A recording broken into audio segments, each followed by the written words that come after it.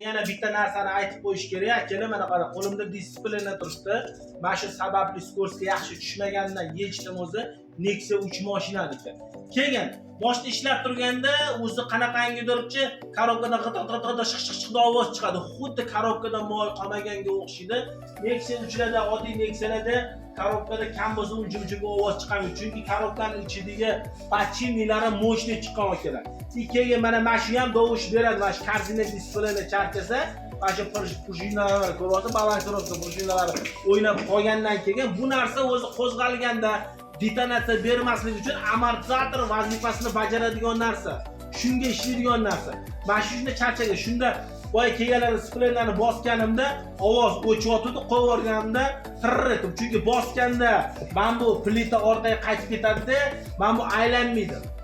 Qo'yib yuborgandan keyin motorni birga aylanadi, shunda qimirlatganda shoqillaydi. Shuni hisobidan ovoz berib qo'ygan akalar.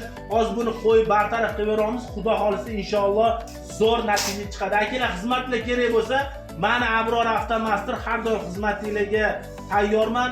Kelaverasizlar. Telefon nomerlarimiz profilda turibdi. Aloqaga chiqaverasizlar akalar.